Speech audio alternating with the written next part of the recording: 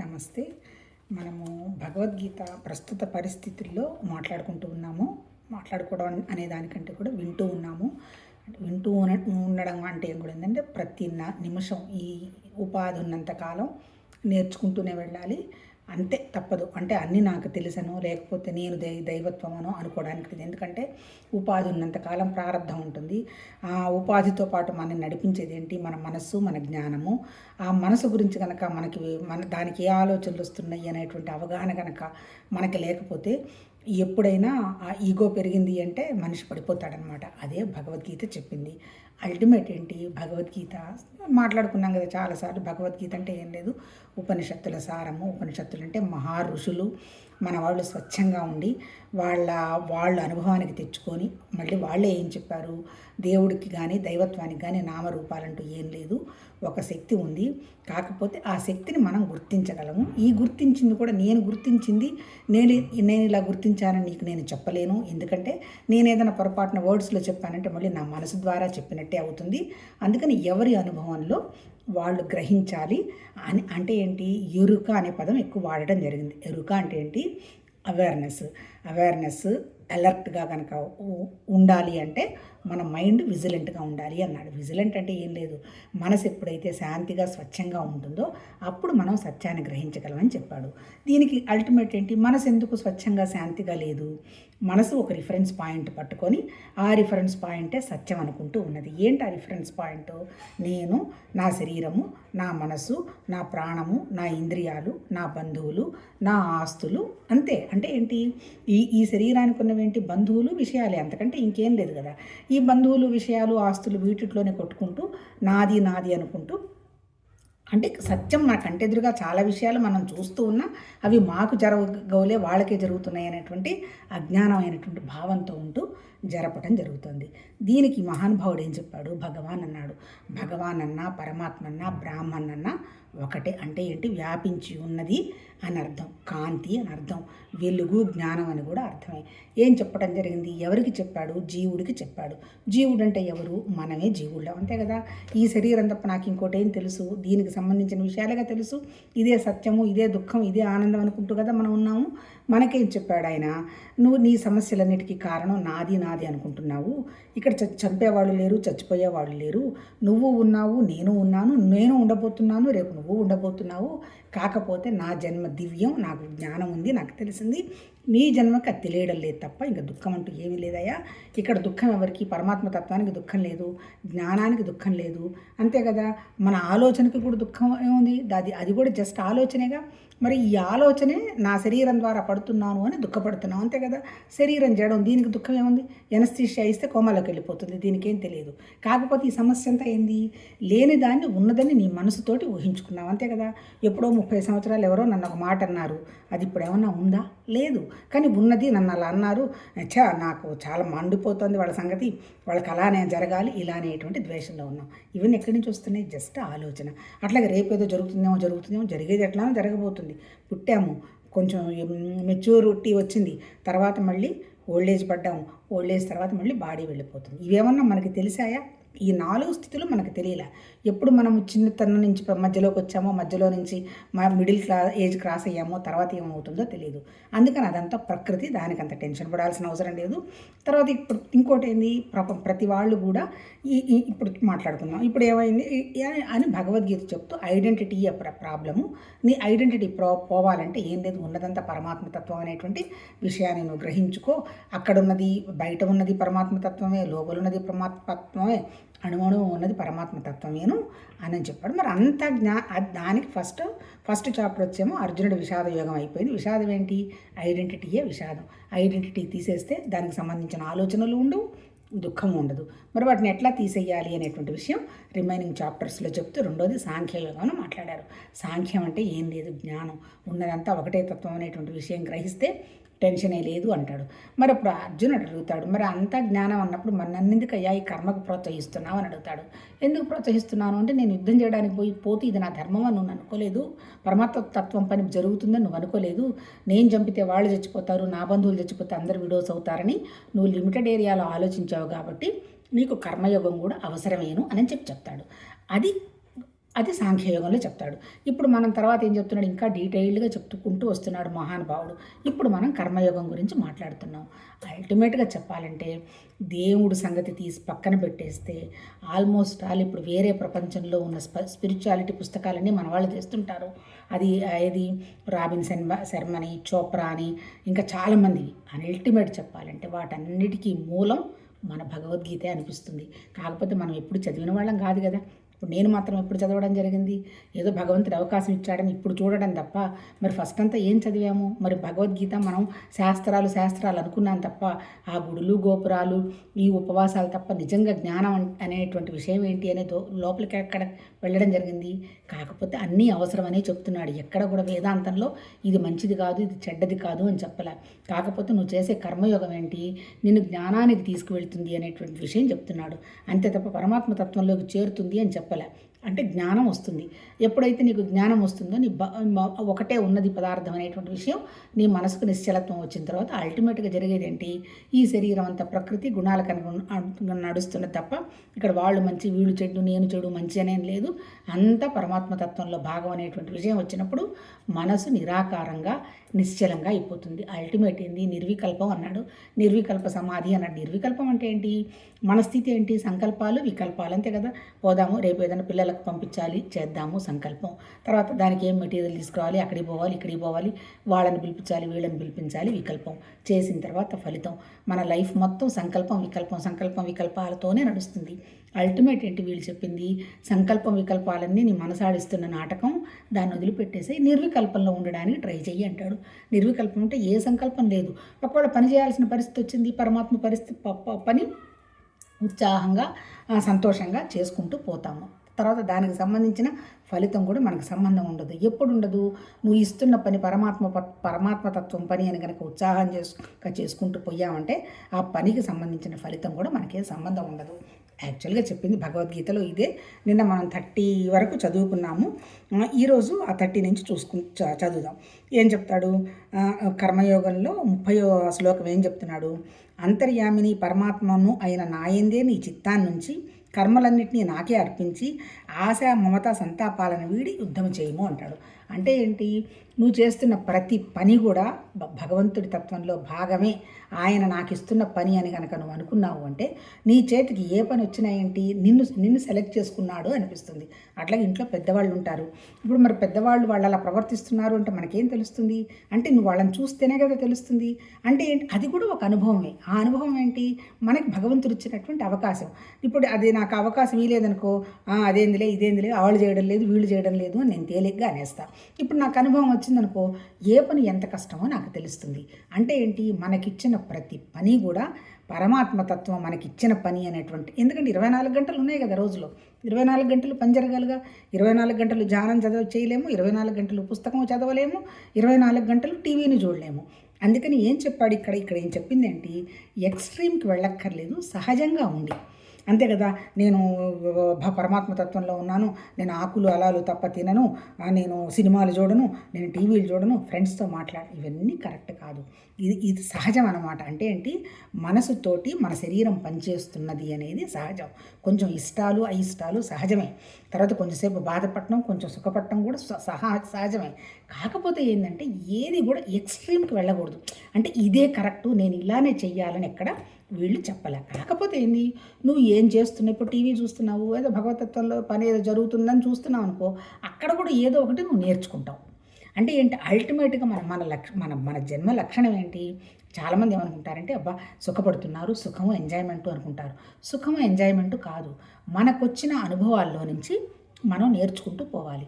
నేర్చుకోవడం అంటే ఏంటి, అనుభవం అంటే నాకు పర్సనల్గానే రావక్కర్లా, ఎవరినన్నా చూసిన తర్వాత కూడా ఓహో ఇలా వస్తుంది కదా, ఇలా జాగ్రత్తగా ఉండాలి అనేది కూడా అనుభవమే. అట్లాగే ఏదో ఒకటి చూసిన దాంట్లో ఏదో మనకు ఒక సెంటెన్స్ కనెక్ట్ అయింది, అది కూడా నేర్చుకోవటమే అనమాట. అది చెప్తూ ఇక్కడ ఏం చెప్తున్నాడు, ఏం చేస్తున్నా పరమాత్మతత్వంలో భాగమే అన్నట్టు. ఒకటి మంచిది విన్నాము, థ్యాంక్ గాడ్ ఎంత మంచి అవకాశం వచ్చింది ఈరోజు అనుకుంటాము. లేదు ఎవరైనా వచ్చి మనని తిట్టారు, ఏందమ్మా ఇంత బాగా చెప్పట్లేదు నువ్వు, హడావుడిగా చెప్తున్నట్టు ఉండింది అని అన్నారు. పోనీలే సబ్జెక్ట్ కదా ఇంట్రెస్ట్, పోనీ అది అర్థం అవుతుందా, నేను ఏం చెప్పాను, నేను ఏ చీర కట్టుకున్నాను కాదు కదా అని అందామనుకొని కూడా వద్దులే అనద్దు, ఇది నా కోసం నేను కదా చేసుకుంటున్నాను అని అనిపించింది. అప్పుడు మనకే తెలుస్తుంది, ఓహో ఈ అనుభవంలో కూడా నేను నేర్చుకున్నాను, రియాక్షన్ తగ్గిపోతుంది అనేది తెలుస్తుంది. అంటే అల్టిమేట్ ఏంటి, మనం సాయంత్రం పడుకున్న తర్వాత మనం చెక్ చేసుకోవాల్సింది రియాక్షన్ అయిందా, రెస్పాండ్ అయినావా అని. రియాక్షన్ అయిందాము అంటే మన మనసు తీవ్రంగా పనిచేస్తుంది. ఫ్రస్ట్రేషను, కోపము, చిరాకు వచ్చిందంటే కూడా రాంగ్ వేలో ఏదో జరుగుతుంది అని అర్థం అనమాట. అది ఎవరికి చెప్పక్కర్లా, మన మనసు మన ఆలోచనలనే మనం గ్రహించుకొని చూసుకోవాలి అంతే. అదే చెప్పారు.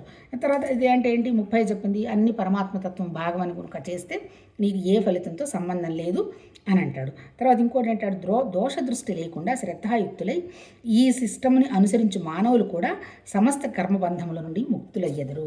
కాకపోతే మనం ఫస్ట్ నుంచి మనకున్నటువంటి అలవాటు ఏంటి, మనం ప్రతిదీ కూడా నెగటివ్గా చూడటమే అలవాటు చేసుకున్నాం. అంటే అది మన సెకండ్ నేచర్ అయిపోయింది. 190 మంది ఎవరితో మాట్లాడినా నెగటివ్ ఇష్యూసే బయటకు వస్తే కానీ పాజిటివ్ ఇష్యూస్ చెప్పరు. అంటే ఏంటి, ఈవెన్ భగవతత్వంలో కూడా నెగటివే చూస్తారు, గురువుల్లో నెగటివ్ చూస్తారు, పేరెంట్స్లో నెగటివ్ చూస్తారు, ఫ్రెండ్స్లో నెగటివ్ చూస్తారు. అంటే అది వాళ్ళ సెకండ్ నేచర్ అయిపోయింది. అంటే ఇక్కడ ఏం చేస్తాడు అంటే ఏంటి, ఈ భగవతత్వం అర్థం కావాలి అంటే ఫస్ట్ పోవాల్సింది ఏంటి, నెగటివ్నెస్ పోవాలి. అంటే ఏంటి, పాజిటివ్ దృష్టి అలవడాలి. మరి నేర్చుకునేది ఎప్పుడు పాజిటివ్ దృష్టి ఉంటే కదా నేర్చుకుంటాం. వాళ్ళు అలా ప్రవర్తించారని అందరికీ చెప్పటం మొదలుపెట్టామనుకో, అక్కడ నీకు లర్నింగ్ ఎక్కడ వస్తుంది, కంప్లైంటే వస్తుంది.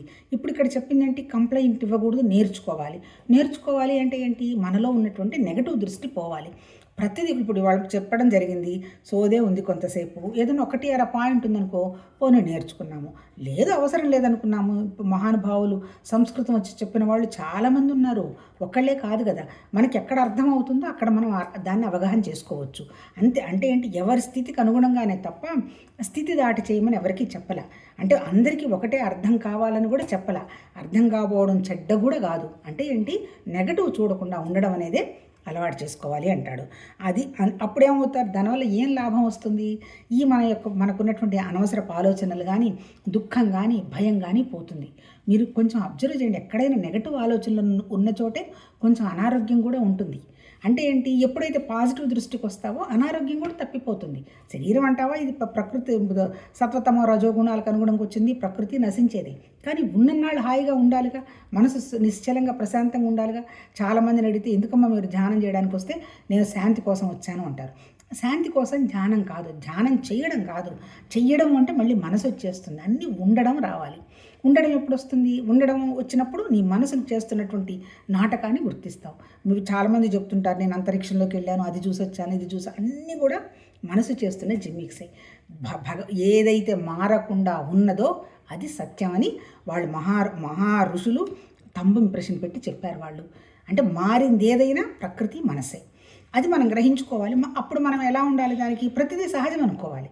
ఎక్కడైనా ఎవరైనా నెగటివ్గా ప్రవర్తించిన వాళ్ళు కనపడ్డారు, సహజమే కదా, అది పోనీలే అనుకోవాలంటే అక్కడ కూడా మనం ఏది తప్పు పట్టకూడదు అని చెప్తున్నాడు ఇక్కడ. ఆ తర్వాత 32 ఏం చెప్తున్నాడు, కానీ నా యందు దోషారోపణ చేయుచు నా ఉపదేశంను అనుసరించమని మూర్ఖులు సమస్త జ్ఞాన విషయం అందులోనూ మోహితులై భ్రష్టులై కష్టనష్టపాలయ్యేదురు ఎనుగుము. ఎప్పుడైతే నువ్వు దోషారోపణ చేస్తారో వాళ్ళెవరు నెగటివ్నెస్ చూసేది ఎవరు, జ్ఞానం ఉన్న వాళ్ళు ఎవరు చూడరు, అనుభవం ఉన్న వాళ్ళు ఎవరు చూడరు. ఎవరికైతే అనుభవం లేదో వాళ్ళే విమర్శించుకుంటూ ఉంటారు. అటువంటి వాళ్ళు ఏమవుతారంటే వాళ్ళకి జ్ఞానం వచ్చేది కష్టమవుతుంది. ఎప్పుడైతే జ్ఞానం లేదో మనకి కష్టం, బాధలే కదా. మన అన్ని సమస్యలకి కారణం ఏంటి, అజ్ఞానం, ఆవరణ, విక్షేపం అన్నాడు. యాక్చువల్గా అజ్ఞానం ఎందుకు వస్తుంది, అవిద్య ఎందుకు వస్తుంది, అవిద్య, కామం, కర్మ అన్నాడు.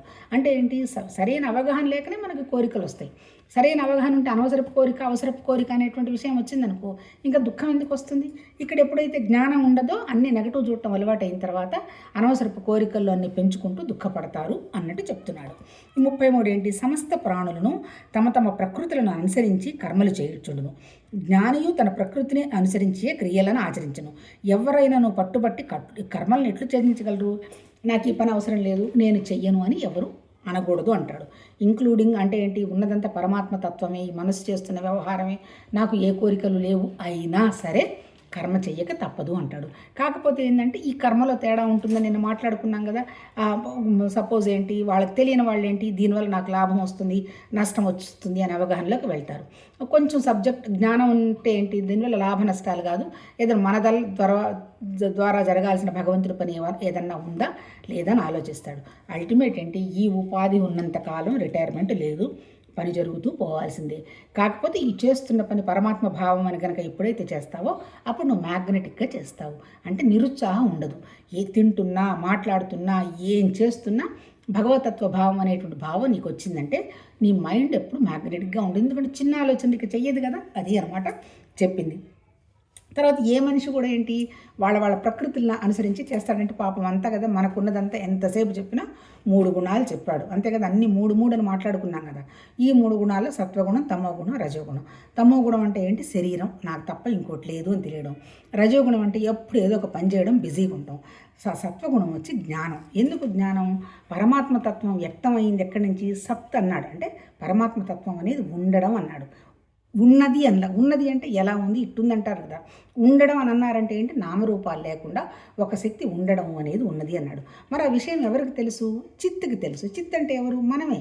మనం అంటే ఎవరు, మన జ్ఞానానికి తెలుసు. అంటే ఏం తెలుసు జ్ఞానానికి, ఈ సత్ అంటే ఏంటి, సత్వగుణంలో ఉన్న వాళ్ళు ఏంటి, అదేంది, సత్తేంది, అసత్యేంది అని ఎప్పుడైతే తెలుస్తుందో వాళ్ళు కండక్ట్ చేసే పనులన్నీ ఎందుకు ఆనందంగా జరుగుతాయి. అంటే ఆనందం వ్యక్తం అవుతాయి. అంటే వాళ్ళకే ఆనందం కాదు, పక్క వాళ్ళకి అందరికీ కూడా ఆనందంగా ఉంటుంది. అందుకని ఏంటి, ఎవరు పని చేసిన దేన్ని అనుగుణించి చేస్తారు, పాపం వాళ్ళ గుణాలకు అనుసరించి చేస్తారు. ఇక్కడ ఎవరిని తప్పు పట్టల భగవద్గీతలో. తర్వాత తమోగుణంలో ఉన్నామా, సత్వగుణంలో ఉన్నామా, రజోగుణంలో ఉన్నామా అనేది ఎవరికి వాళ్ళే విచక్షణ చేసుకోవాలి. తర్వాత ఇంకా అల్టిమేట్ ఏంది, 3 గుణాలు అందరిలో ఉంటాయి. ఏ ఒక్క గుణం కూడా గొప్ప కాదు. సత్వగుణం లేకపోతే మనం చేసే పనంతా పిచ్చిగా చేసేస్తాం.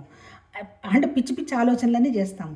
రజోగుణం ప్రాపర్గా చేయకపోతే ఈ ఆలోచన ఉన్న పనిచేసే శక్తి మనకు ఉండదు. అట్లాగే తమో గుణం కూడా లేకపోతే నిద్ర కూడా పోలేము. అంటే కదా, అలసిపోతే కదా నిద్రపోతాము.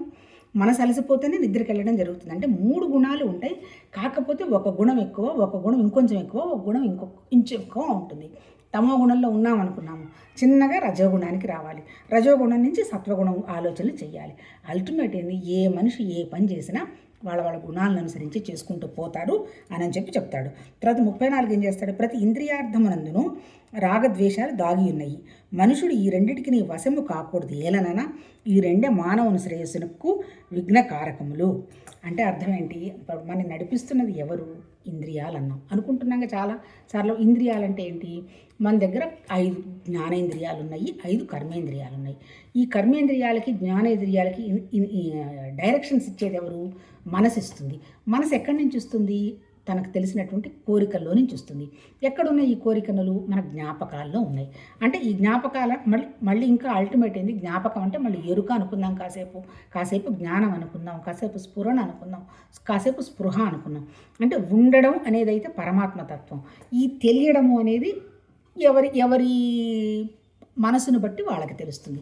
అల్టిమేట్ ఏంది, కాస్మిక్ మైండ్ ఒకటే, అన్నీ ఒకటే. ఏంటి, భూమి ఒకటే, నీళ్లు ఒకటే, తర్వాత అగ్ని ఒకటే, తర్వాత వాయువు ఒకటే, ఆకాశం ఒకటే, తర్వాత మైండ్ ఒకటే, బుద్ధి ఓకే, తర్వాత దాటిన తర్వాత ఉన్నటువంటి పరమాత్మతత్వం కూడా ఒకటే. అంటే ఏంటి, అల్టిమేట్గా మనందరిలో ఉన్నది ఒకటే, ఇన్ని లేవు.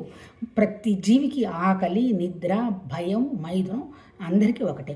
మరి కాకపోతే ఎందుకు డిఫరెంట్ కోరికలు ఉన్నాయి అంటే, దానికి ఇప్పుడు ఏంటి, ఒక సపరేట్ దేహాన్ని ఊహించుకొని నాది ఇది అనుకుంటూ ఆ ఆలోచనలన్నీ పెంచుకుంటూ పోయినాయి అన్నమాట. దానికి అనుగుణంగానే వాళ్ళకి కోరికలు రావడం జరుగుతుంది. కాకపోతే ఏంటి, ఇప్పుడు ఈ జ్ఞానేంద్రియాలు ఉన్నాయనుకో, నా కళ్ళు ఉన్నాయనుకో, నా కళ్ళు సెల్ ఫోన్ అయినా ఒకటిగానే కనపడుతుంది, ఇక్కడ మిర్రరు, ఇక్కడ అన్నీ ఒకటిగానే ఉంటాయి. కాకపోతే నువ్వు మాట్లాడుతుంది సెల్ ఫోన్లోని నాకెవరు సజెషన్ ఇస్తున్నారు, నా మనసు ఇస్తుంది. అంటే ఏంది, నా కళ్ళు 10,000 మందినైనా చూడగలదు, ఒక్కళ్ళనైనా చూడగలదు. కాకపోతే స్పెసిఫికేషన్ కళ్ళకి లేదు. అది వచ్చే ఆలోచనలన్నీ ఎక్కడి నుంచి వస్తున్నాయి, నా మనసు నుంచి వస్తున్నాయి అనమాట. అంటే ఏంటి, ప్రతి మనిషికి కూడా సమస్యల్లో ఎక్కడ, మనస్సు, ఇంద్రియాలే. ఇప్పుడు మనకి చెప్పినటువంటి ఆధ్యాత్మిక సాధన అంతా ఏంటి, నీ మనస్సు నీకు వస్తున్నటువంటి ఆలోచనల మీద అవేర్గా ఉండు. ఇది కరెక్టా కాదా అని ఎలర్ట్గా ఉండు. ఎప్పుడైతే అవేర్గా అలర్ట్గా ఉంటావో అప్పుడు విజిలెంట్ కంటే క్లారిటీ తెలుస్తుంది నీకు విషయం ఏంటో. అంటే ఏంటి, ఇది ఎక్కడ మనం పని చేసుకోవాల్సింది, మన ఆధ్యాత్మిక సాధన అంతా జరగాల్సింది ఎక్కడ, శరీరం ద్వారా. శరీరం ఏం లేదు, దేవుడి దగ్గరికి పూజకు పోమా, పూజ దండం పెట్టు, నీ పిల్లలు మంచుకుంటారు, నీకు సజెషన్ ఇచ్చింది నీ మనసే. కాకపోతే అవన్నీ ఎలాంటివన్నీ అవన్నీ సహజంగా జరిగిపోతాయి. ఎందుకంటే నాకున్నట్టే మనసు, నా పిల్లల మనసు నా పిల్లలకు ఉంది కదా. ఇప్పుడు నేను చెప్పానని వాళ్ళు ఏమన్నా వింటారా? వాళ్ళ ఆలోచన ప్రకారం వాళ్ళు నడుచుకుంటూ ఉంటారు. కాకపోతే అది మన అనుభవం ఏంటి, మనకి ఏ అనుభవం రావాలని ఉందో ఆ అనుభవం వస్తుంది. ఆ అనుభవం కూడా మనం ఏమనుకోవాలి అంటే ప్రతి అనుభవంలో నేర్చుకోవాలని కదా ఆధ్యాత్మిక సాధన. అది కూడా మనం పాజిటివ్గానే తీసుకోవాలి, లేకపోతే మనం ఎక్కడ మారుతాము? అహం పెరిగిపోతుంది కదా. అందుకని అహం పెరగాలి, అందుకని వృద్ధాప్యం అనమాట. లేకపోతే అంతకుముందు మనకి అసలు ఈ పెద్దతనము, ఈ మాత్రలు ఇవన్నీ ఏం తెలుసు మనకి? హాయిగా చిన్నప్పుడు ఎలా ఉన్నాం, కాలేజీలో ఉన్నప్పుడు సరదాగా నవ్వుకుంటూ తిరగడం. ఆ తర్వాత ఇంకంతే ఒక్కొక్క అనుభవం మనకెలా వచ్చి చేరుతున్నాయో అందరికీ వచ్చి చేరుతున్నాయి. ఎవరి అనుభవాల్లో వాళ్ళు ఎవరైతే నేర్చుకుంటారో వాళ్ళు ముందుకెళ్తూ ఉంటారు. ఎవ్వరు కూడా ఎవరి అనుభవాలను వాళ్ళకి పక్క వాళ్ళకి ట్రాన్స్ఫర్ 100% చెయ్యలేరు. అంతే, ఎవరి ద్వారా వాళ్ళు నేర్చుకోవాల్సింది. అందరి దగ్గర ఉన్నవి ఇంద్రియాలు వచ్చేసి జ్ఞానేంద్రియాలు 5, కళ్ళు, ముక్కు, చెవులు ఇవన్నీ పైన పెట్టాడు. తర్వాత కర్మేంద్రియాలన్నీ చేతులు, కాళ్ళు, తర్వాత ఎక్స్క్రిషను అవన్నీ కూడా కింద ఉన్నాయి. ఈ రెండింటిని నడిపించేదేమో మన మనస్సు, మన జ్ఞానం. మనసు అంటే చిన్న విషయాలు ఆలోచించి నేనే శరీరం అనుకుంటే మనస్సు, కొంచెం ఎక్స్పాండ్ అయితే జ్ఞానం, ఆత్మ, ఇంకా ఎక్స్పాండ్ అయితే పరమాత్మ. అంతే. ఇవన్నీ కూడా మాటలే. అంటే ఏంటి, మన మహానుభావులు, మన ఋషులు, వాళ్ళకి అందింది పంచభూతాలు, మనసు, బుద్ధి, చిత్తం, అహంకారము. ఇంతవరకే వాళ్ళ అంది. మనం సుఖంగా ఉండడానికి కష్టపడుతున్న దానికి కారణం ఏంటి? ఈ శరీరాన్ని తగిలించుకొని నాది అని పడుతున్నాము. దానికోసం నువ్వు అంత స్ట్రగుల్ పడద్దు, లైట్గా ఉండి పనులు చేసుకుంటూ పో. అంటే లైట్గా ఉండడం అంటే ఏంటి, మనసు మీద తీవ్ర ఘర్షణ పెట్టుకోక. ఒకవేళ ఏదైనా ఒకటి చూసావు, జరిగింది, ఓకే, మనం కాదు కదా, జరగని అంతా అందరినీ భగవంతుడు మార్చాలి అనుకుంటావు. అలా కాకుండా నువ్వు ఇలా చేసావు కదా, మొన్న ఇలా చేసావు కదా అంటే ఘర్షణ వచ్చేస్తుంది. అన్నిటికంటే మనకి ముఖ్యమైనది ఏందో తెలుసా? మనం మనశ్శాంతి. ₹1,00,00,000 అక్కడ పెట్టి మన మనశ్శాంతి అక్కడ పెడితే, నాకు వద్దమ్మా ఈ ₹1,00,00,000 నువ్వు తీసుకో, నాకు కావాల్సింది మనశ్శాంతి అని కనుక ఎప్పుడైతే అనగలుగుతామో అప్పుడు మనం పరమాత్మ తత్వంలోకి ముందుకు వెళుతున్నాము అని అర్థం. ఎందుకు మెటీరియల్ అంతా వదిలేస్తున్నాగా? వదిలేయమంటే మళ్ళీ భౌతికంగా వదిలేయమని ఎవరు చెప్పలే, నా ఆస్తులన్నీ రాసేయమనలే. మానసికంగా ఇవి ఏముందిలే, వీటితో పెద్ద అంత వచ్చేది పోయేది ఏంటి లేనేటువంటి ఒక ఇండిఫరెంట్ నేచర్ అలవాటు చేసుకోవాలి. దాన్ని చివరికి సాక్షితత్వం అన్నాడు. అంతకంటే ఏంలా, ముందు విషయాన్ని అర్థం చేసుకోవాలి, శ్రవణం. తర్వాత విన్నిన దాన్ని 2-3 సార్లు మననం చేసుకోవాలి. ఫస్ట్లో ఎవరికి ఏం అర్థం కాదు. ఆ శ్రవణం అయిపోయిన తర్వాత నిధిధ్యాస, ఇవాళ ఒక మంచి పాయింట్ దొరికింది కదా, దీంట్లోనే ఉండాలి, అంతా పరమాత్మ తత్వమే కదా, ట్రై చేద్దాం మన మీద మనమే అని ఒక తపస్సులాగా ఏ ఆలోచన ఎటు వెళ్తున్నా తీసుకొచ్చి ఈ ఆలోచనలో పెట్టడం ప్రాక్టీస్ చేసుకోవాలి.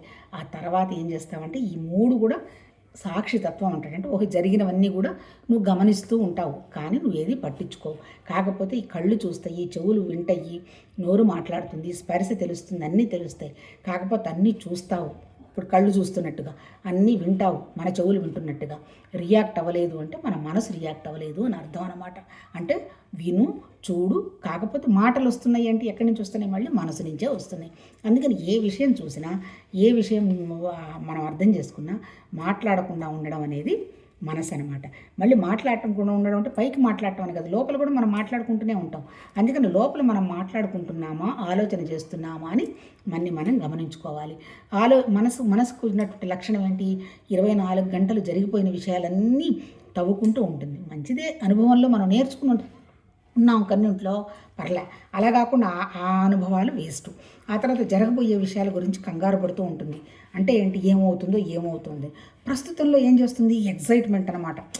అది చేయాలి, ఇది చేయాలి, అక్కడ గెలవాలి, ఇక్కడ గెలవాలని. అంత ఎగ్జైట్మెంట్ అవసరం లేదు. అంటే ఈ ఎగ్జైట్మెంట్ ఉంది అంటే అర్థం ఏంటి? మనసు తీవ్రంగా పనిచేస్తుంది అనమాట. ఓకే, కలుద్దాం, పోతే ఉందాం, లేదా ఈ రకమైనటువంటి విషయం కనుక మనసుకు ఉండిందంటే మనసు క్వైట్గా వెళ్ళిపోతూ ఉంటుంది. మనసుకి ఎక్కువ రియాక్షన్ లేదు అంటే పరమాత్మ తత్వంలో ఉన్నది అని అర్థం అనమాట. అంతే. అట్లా మనం గమనించుకుంటూ ప్రాక్టీస్ చేసుకుంటూ పోవాలనే చెప్పాడు. ఏంటి దానివల్ల వచ్చేది?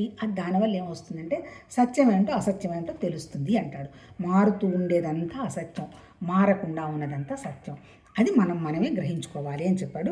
రేపు కంటిన్యూ చేద్దాం. అంతే. మనకు సమస్యలలో ఏంటంటే మన ఇంద్రియాలు, మన మనస్సు అంటాడు. అంటే ఇంద్రియాలు కూడా కంట్రోల్ కావాలి అంటే మనసు కనుక మనం దాన్ని రెగ్యులరైజ్ చేస్తే అప్పుడు అది కంట్రోల్ అవుతుంది, ఇంద్రియాలు కంట్రోల్ అవుతాయి. రెగ్యులరైజ్ చేయాలంటే ఎట్లా, దాని మీద ఫైట్ చేస్తే మళ్ళీ గొడవకి వెళ్ళిపోతుంది. దాన్ని చిన్నగా బుజ్జగించాలి. ఇదిగోనమ్మా 4 ఇడ్లీ నిన్న తిన్నావు, నీకు వయసు వచ్చింది, నువ్వు 4 ఇడ్లీ తినద్దు, 2 ఇడ్లీ తిని ఇదిగో బాదం గింజలు నానబెట్టుకున్నాము అవి తినేసేయి అని చిన్నగా మన మనస్సుని ఏ రోజుకి ఆ రోజు కనుక బుజ్జగిస్తూ ఉన్నాము అంటే ఒక్కసారి నువ్వు మనసుకు ఏది నేర్పిస్తే అది పట్టుకుంటుంది. అందుకని నెగటివ్నెస్ని వదిలిపెట్టి అన్ని మంచి ఆలోచనలు మంచి పనులు మనం చేయడము మన మనసుకి మనమే నేర్పించుకోవాలి అంతే చెప్పాడు. మనసుకి ఎప్పుడైతే నేర్పించుకుంటావో సత్యమో అసత్యం ఏదో తెలుస్తుంది అని చెప్పడం జరిగింది. రేపు కంటిన్యూ చేద్దాం.